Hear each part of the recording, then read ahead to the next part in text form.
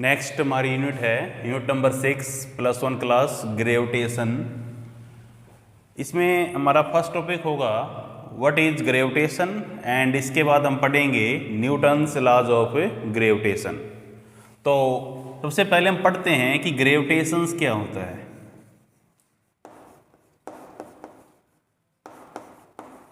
Gravitation क्या है? ये एक फोर्स है दो बॉडीज के बीच का जिनके पास क्या हो, मासेस हों।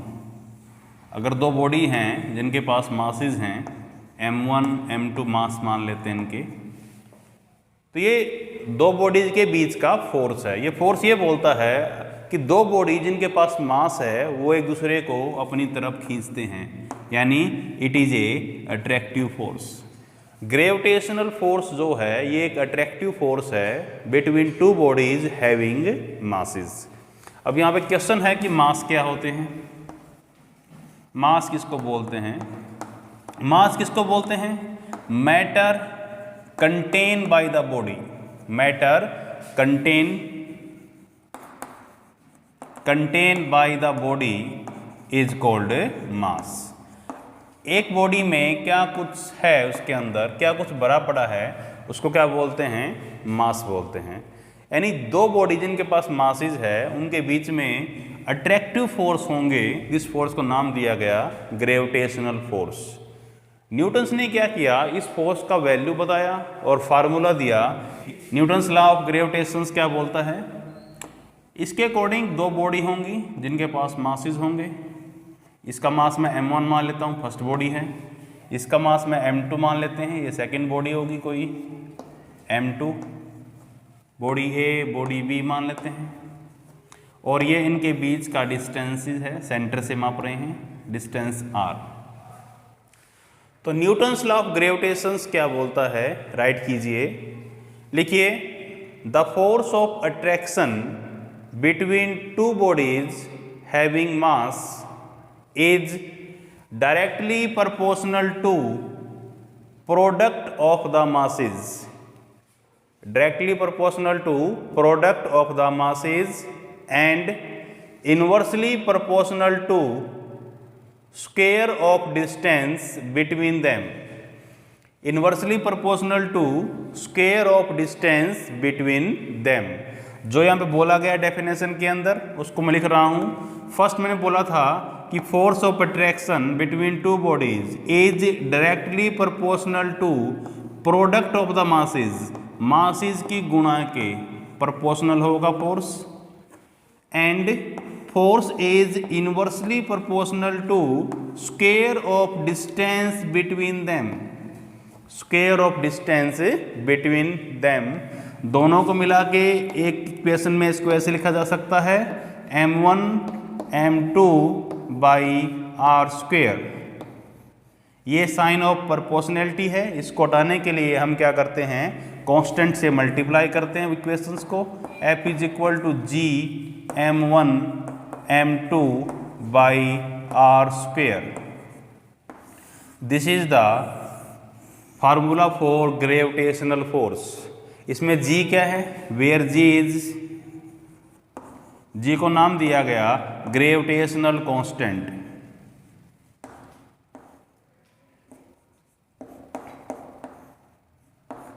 ग्रेविटेशनल कांस्टेंट, इसका नाम क्या है, gravitational constant. g is called gravitational constant, या इसको यूनिवर्सल ग्रेविटेशनल कांस्टेंट भी बोलते हैं।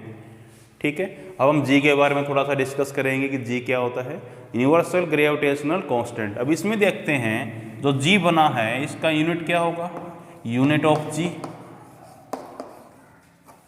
इस फार्मूले से हम g निकाल सकते हैं, तो g इज इक्वल टू क्या बनेगा, g is equal to f into R square divide by m1 m2। तो इसके अकॉर्डिंग यूनिट क्या बनेगी, फोर्स का यूनिट होता है न्यूटन्स, डिस्टेंस का स्क्वायर किया गया है यानी मीटर का स्क्वायर हो गया, और ये किलोग्राम इंटू किलोग्राम, ये हो गया किलोग्राम स्क्वायर। तो यूनिट बना Newton's metre square per kilogram square, लिख सकते हैं इसको पर किलोग्राम स्क्वायर। ये है आपकी यूनिट ऑफ जी। इसी में लिख देता हूँ यहाँ पे मैं what is the value of G, क्योंकि हर कांस्टेंट का कुछ ना कुछ वैल्यू होता है।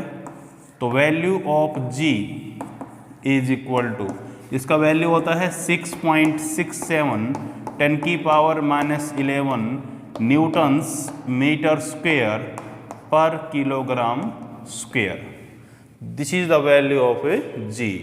तो ये था हमारा Newton's laws of gravitation. It is the force of attraction between two bodies having mass. Okay, next topic है Newton's law of gravitation in vector form.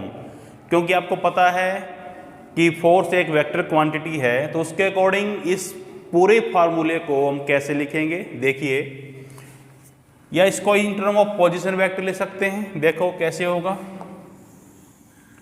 मान लेते हैं हमारे पास दो बॉडीज हैं, ये बॉडी फर्स्ट मान लेते हैं, ए बॉडी मान लीजिए, ये बॉडी सेकंड है, इट इज़ बी बॉडी। इसका मास मैं m1 ले लेता हूँ, इसका मास m2 है। ये ओरिजिन पॉइंट है, यहाँ से यहाँ तक जो वेक्टर बनता है it is called position vector. इसको मैं r1 ले लेता हूँ, it is r1 vector.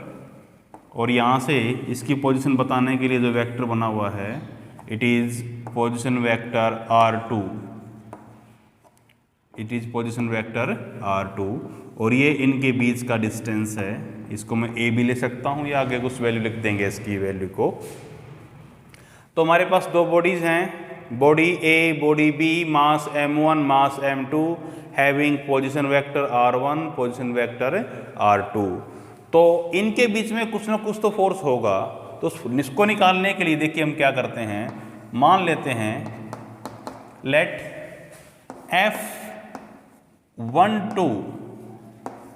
F12 क्या है, ये है force on one, first body पे लग रहा है, ड्यू टू टू, कौन लगा रहा है इस पे, टू लगा रहा होगा। इसका मतलब ये है F21 का मीन मतलब क्या है इसमें, ये है force on two, force two पे लग रहा है, ड्यू टू वन, कौन लगा रहा है, वन।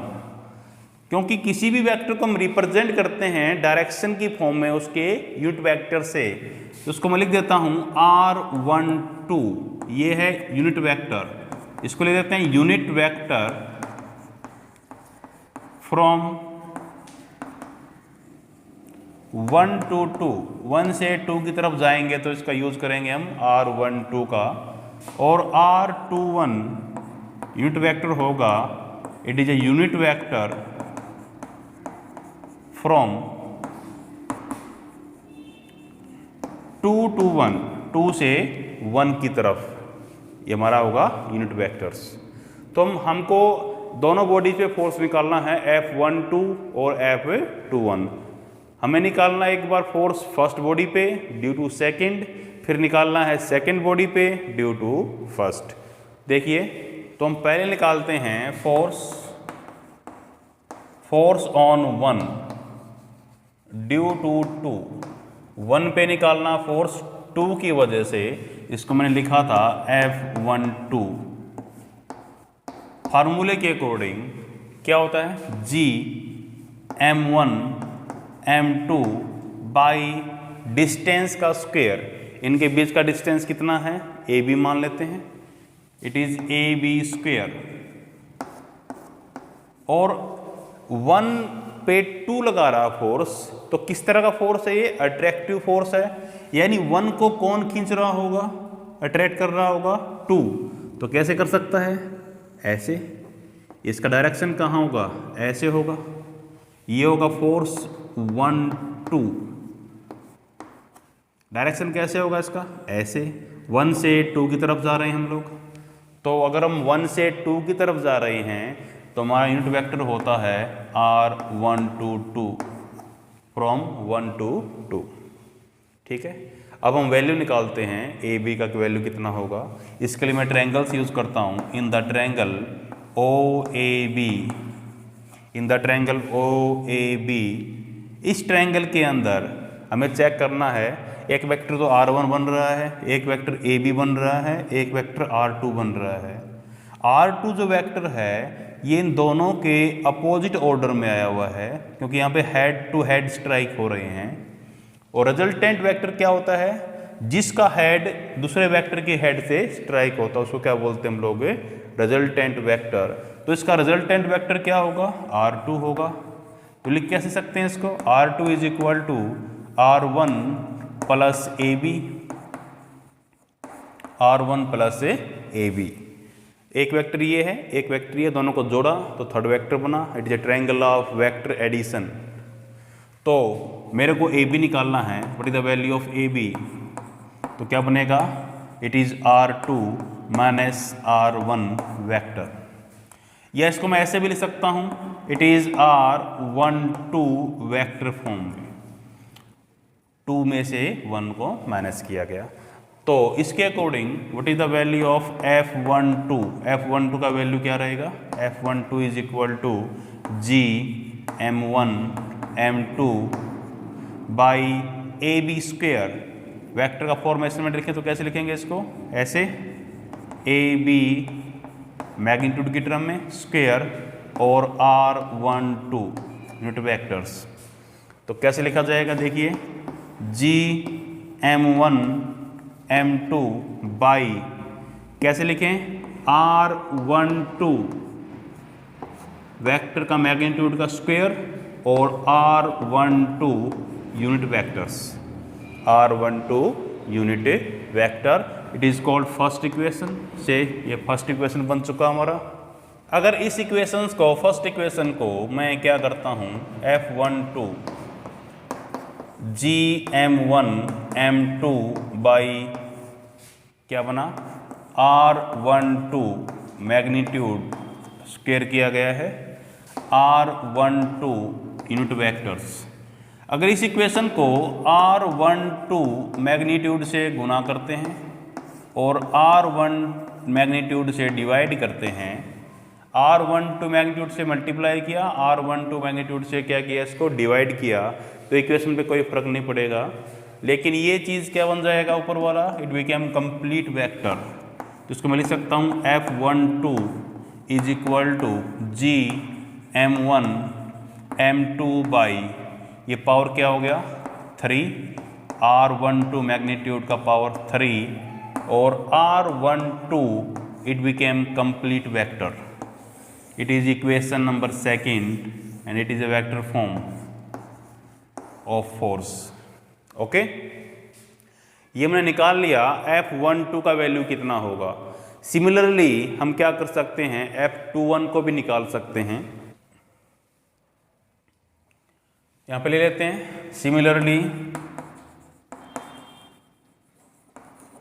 सिमिलरली देखिए क्या करेंगे, जहां पे हमें निकालना है F21, यानी ये उल्टा हो रहा है, जहां पे 1 था वहां पे 2 रखा हुआ है, जहां पे 2 था वहां पे 1 रखा हुआ है। इसके अकॉर्डिंग हमारी फर्स्ट इक्वेशन जो हमने लिखी थी कैसे लिखी जाएगी, GM1 M2, यहाँ पे उल्टा करोगे तो कोई फर्क नहीं पड़ेगा, मल्टीप्लीकेशंस के अंदर है।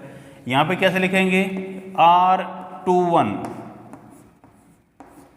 3 और यहाँ पे क्या लिखेंगे, R21 यूनिट वेक्टर्स। ये सॉरी स्क्वायर करेंगे, यहाँ पे पहले में स्क्वायर था। ये इक्वेशन नंबर बन गई हमारी 3। ठीक है, जहाँ पे 1 रखा वहाँ पे 2 रख दिया, जहाँ पे 2 था वहाँ पे मैंने क्या रख दिया, 1 रख दिया। और इसको इस फॉर्मेट में रखा जाए तो कैसे लिखेंगे, F21 is equal to GM1 M2 by R21 power 3 और R21 complete vectors. It is equation number 4। Okay, it equation number 4। ठीक है, अब हमारी इक्वेशन नंबर फर्स्ट में और इक्वेशन नंबर 3 में क्या रिलेशन बन रहा है, यानी what is the relation between F12 and F21 में रिलेशन क्या है, अभी चेक करते हैं। देखिए, जो हमने यूज किए हुए हैं यूनिट वेक्टर्स, उनके मैग्नीट्यूड होता है 1, डायरेक्शंस उल्टी की गई है, यानी R12 is equal to R21 in term of magnitude और in term of direction it have negative sign. Okay, तो हम वैल्यू पुट करेंगे R12 की जगह पे -R21। तो putting in the equation first equation क्या थी, F12 is equal to GM1 M2 by R12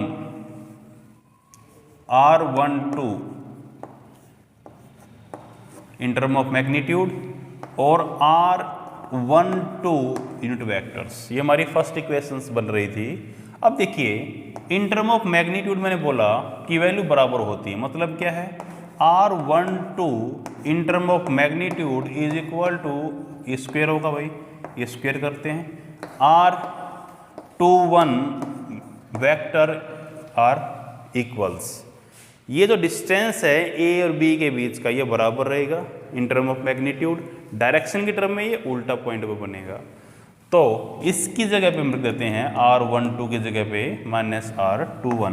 तो F12 is equal to GM1 M2 by, इसको भी चेंज कर लेते हैं इसके अकॉर्डिंग, किससे लिखेंगे इसको, R21 square in term of magnitude और in term of unit vector R12 की जगह पे क्या लिख सकते हैं, यहाँ पे R12 की जगह पे it is -R21 unit vectors. Okay, देखिए F12 को मैं ऐसे लिख रहा हूँ, F12 unit vector is equal to, इस माइनस को बाहर निकाल लिया, -GM1 M2 divide by R21 square और R21 यूनिट वेक्टर्स। अब देखिए ये जो पूरा वैल्यू है ये यहाँ पे है, देखिए ये कंप्लीट रिप्रेजेंट कर रहा है F21 को, यानी इसकी जगह पे लिख सकता हूँ मैं F12 is equal to -F21, F12 is equal to -F21, यानी जितना फोर्स फर्स्ट बॉडी सेकंड पे लगा रही है उतना ही फोर्स सेकंड बॉडी फर्स्ट पे लगा रही होगी, but in the opposite direction. तो this is the vector form. इसी टॉपिक को हम in term of position vector करते हैं। देखिए इक्वेशन नंबर सेकंड का यूज करते हैं, फ्रॉम इक्वेशन सेकंड इक्वेशंस क्या था, F12 is equal to GM1 M2 by, यहाँ पे था R12 का पावर 3 और R12 कंप्लीट वेक्टर, ये था इक्वेशन नंबर 2।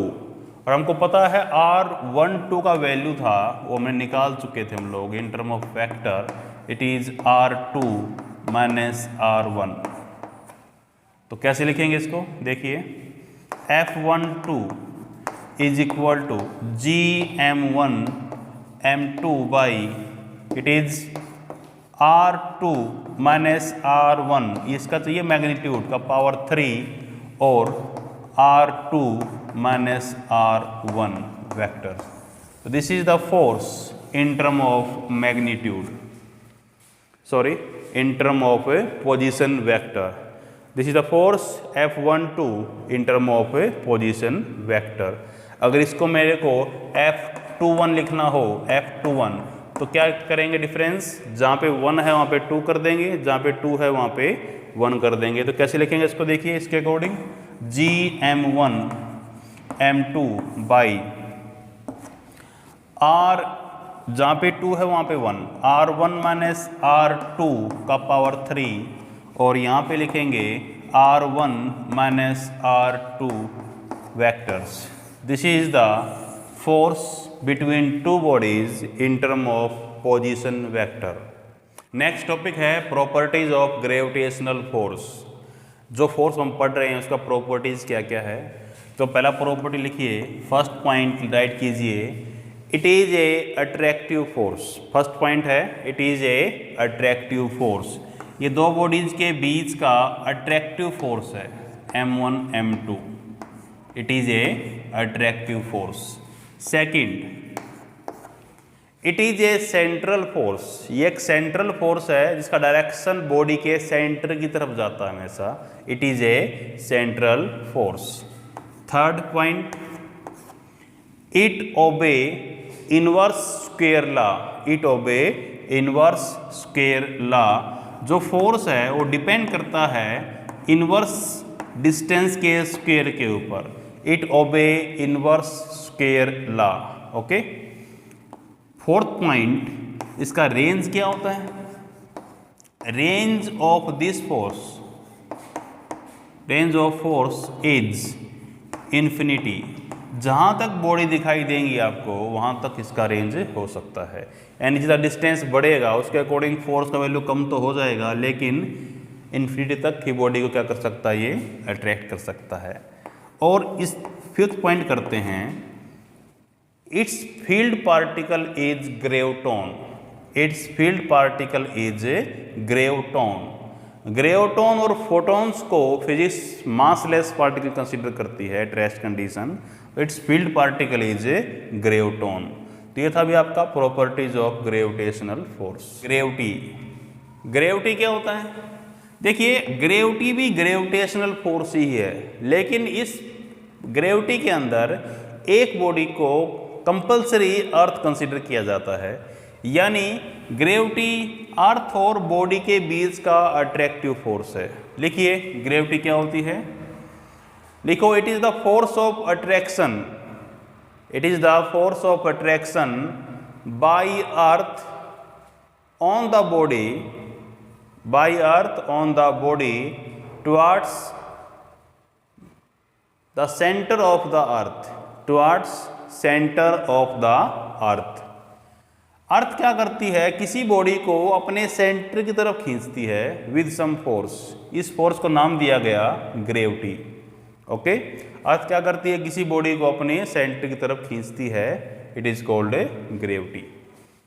इसमें देखिए, इसमें when a body fall towards the centre of the earth, when a body fall towards the centre of earth under the action of gravity alone, under the action of gravity alone. अगर कोई body सिर्फ gravity के force की वजह से body earth के centre की तरफ गिरे, उसको क्या बोलते हैं? फ्री फॉल बोलते हैं. और उस बॉडी को क्या बोलते हैं? Freely falling body. It is called A freely falling body. जो बॉडी गिर रही है उसका नाम क्या है? Freely falling body. Next topic है एक्सेलरेशन ड्यू टू ग्रेविटी. देखिए, अगर किसी बॉडी को गिराया जाए, इनिशियली एट रेस्ट कंडीशन पे थी, रोक दिया गया, ये अपने आप नीचे गिरेगी विद इंक्रीजिंग द वेलोसिटी. तो इसका एक्सेलरेशन में क्या आएगा? चेंजेस होगा. जो एक्सेलरेशन बॉडी की का बना है ड्यू टू ग्रेविटी, अर्थ के खींचने से, उसको नाम दिया गया है acceleration due to gravity. The constant acceleration produce in freely falling body towards the centre of the earth, towards the centre of the earth under the action of gravity alone, under the action of gravity alone. अगर किसी body को drop किया जाए किसी point से तो नीचे गिरेगी विद सम इंक्रीजिंग वेलोसिटी. तो उसके एक्सेलरेशन में जो चेंजेस हुआ, it is due to gravity. उसको नाम दिया गया है acceleration due to gravity. Okay. Value of small g is equal to 9.8 metre per second square. इसकी बाद में वैल्यू बताएंगे कैसे निकाली गई. ठीक है. Value of g is 9.8 metre per second square. तो ग्रेविटी क्या होता है? यहाँ से देखिए, मैंने आपको बोला था ग्रेविटी वो फोर्स है जिस फोर्स से अर्थ किसी बॉडी को अपने सेंटर की तरफ खींचती है इसको फोर्स ही बोलेंगे। F is equal, gravity is equal to force is equal to, आपको पता है फोर्स क्या होता है, mass into acceleration, mass into acceleration. तो ये एक्सेलरेशन कौन सा होगा, it is acceleration due to gravity, तो उसको जी लिख सकते हैं, इट इज mg। और इसी को ही क्या बोलते हैं हम लोग, वेट बोलते हैं, इट इज कॉल्ड वेट। तो ये आपका है वेट, क्या है एक्चुअल में, ग्रेविटी को ही बोला जाता है।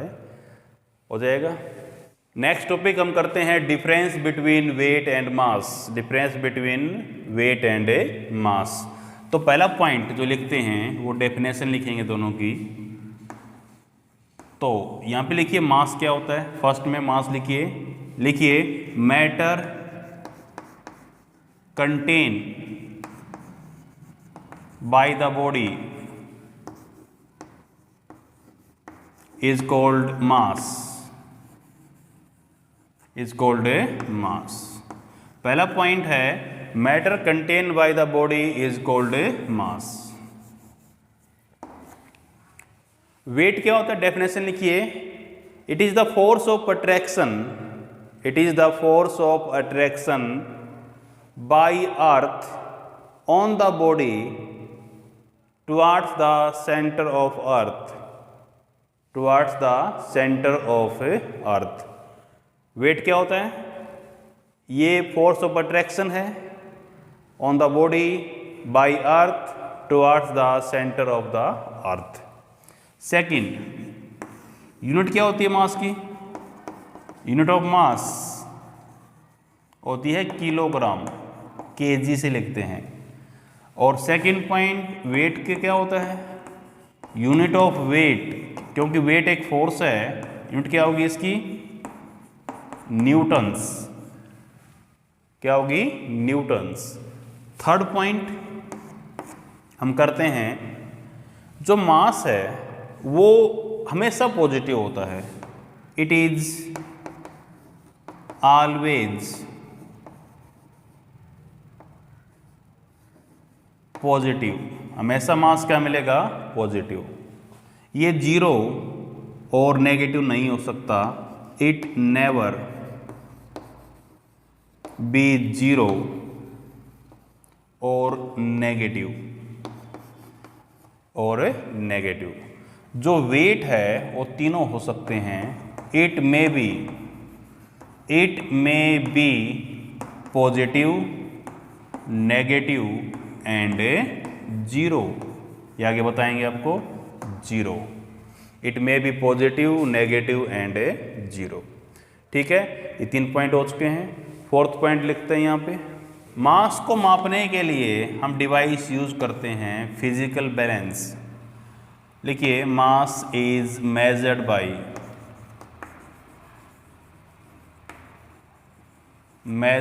By physical balance.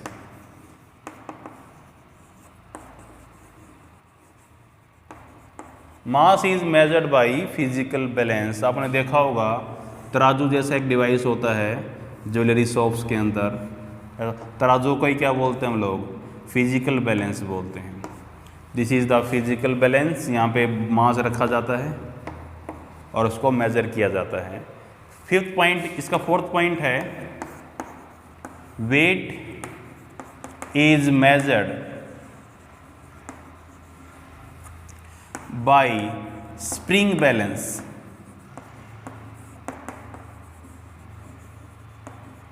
आप लोगों ने देखा होगा एक इस तरह का डिवाइस घरों में या किसी शॉप्स के ऊपर, जिसके अंदर स्प्रिंग लगा होता है यहाँ पे, और यहाँ पे एक हुक लगा होता है वेट को कैरी करने के लिए। This is called spring balance. Okay, weight is measured by spring balance. Fifth point, mass जो होता है, मास इज ए स्केलर। मास की सिर्फ मैग्नीट्यूड होता है, डायरेक्शन नहीं होती। और वेट एक फोर्स है तो डायरेक्शन भी होगी। It is a vector, it is a vector. तो ये था difference between mass and weight. Complete हो चुका है। नेक्स्ट टॉपिक है relation between G and G. ये कैपिटल जी जो है ये यूनिवर्सल ग्रेविटेशनल कांस्टेंट है, और ये स्मॉल जी जो है it is acceleration due to gravity. तो दोनों के बीच में क्या रिलेशन हो सकता है? देखिए, हमारे पास अर्थ मान लेते हैं, दिस इज अर्थ, कंसीडर करते हूँ ये अर्थ है ऑफ रेडियस आर, यहाँ पे रेडियस कितना है इसका? आर, ठीक है। यहाँ पे कोई बॉडी रखी गई है जिसका मास मैं मान लेता हूँ स्मॉल m है, और अर्थ का मास कैपिटल M यूज़ करते हैं। तो हमें रिलेशन करना है g और g के बीच में, कैपिटल G और स्मॉल g के बीच में। लेट कीजिए, कैपिटल M क्या है? ये कैपिटल M किसको दिखा रहा है? It is mass of earth, mass of अर्थ। और स्मॉल m किसको दिखा रहा है? Mass of body, mass of body. और कैपिटल R क्या दिखा रहा है? Radius of earth, radius of earth. देखिए, दो रिलेशन करने हैं। कैपिटल G आता है यूनिवर्सल ग्रेविटेशनल फोर्स में भी, यूनिवर्सल ग्रेविटेशनल फोर्स में, और स्मॉल g आता है वेट के अंदर, ग्रेविटी के अंदर। तो देखो कैसे करते हैं। ग्रेविटेशनल फोर्स क्या होगा?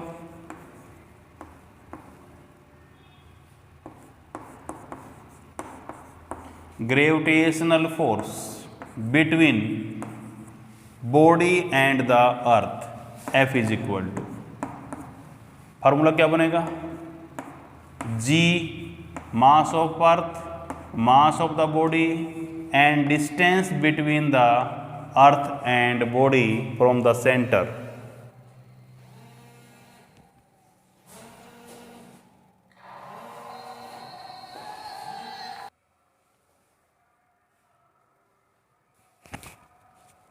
हेलो,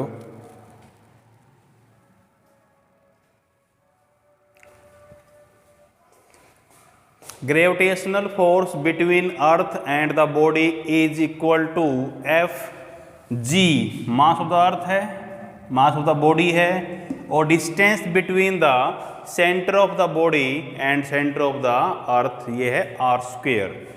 ये हमारी इक्वेशन फर्स्ट मान लेते हैं, फर्स्ट इक्वेशन। इसी में अगर ग्रेविटी को लिखा जाए, gravity is equal to force, ये भी फोर्स है, इसको लिखते थे हम लोग mg से, mass of the body into g क्या था? Acceleration due to gravity, equation number second. और दोनों इक्वेशन को कंपेयर करें, दोनों फोर्स बॉडी पे लग रहे हैं तो बराबर हो सकते हैं। देखिए, फ्रॉम फर्स्ट एंड सेकेंड,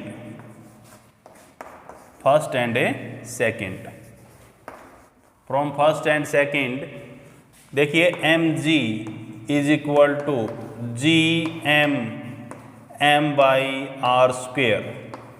तो स्मॉल m से मैं स्मॉल m को काट देता हूँ, तो मेरा g का वैल्यू बनेगा g is equal to gm by are square. This is the relation between small g and capital G। इस रिलेशन में चेक कीजिए, कहीं पे भी मास ऑफ द बॉडी नहीं है। यानी अगर आपके पास एक हैवी ऑब्जेक्ट है, मान लेते हैं ये 10 किलोग्राम का है, मास यूज़ कर लेते हैं इसका, और एक बॉडी है ऑफ 1 किलोग्राम, दोनों को सेम हाइट से सेम टाइम में ड्रॉप किया जाए, तो दोनों बॉडी सेम टाइम पे ग्राउंड पे पहुंचेंगे। ये g का वैल्यू दोनों बॉडीज़ के लिए क्या रहेगा? सेम रहेगा। ओके, दोनों बॉडी क्या करेंगी? सेम टाइम पे ग्राउंड पे पहुंचेंगी। Okay, this is the relation between small g and capital G।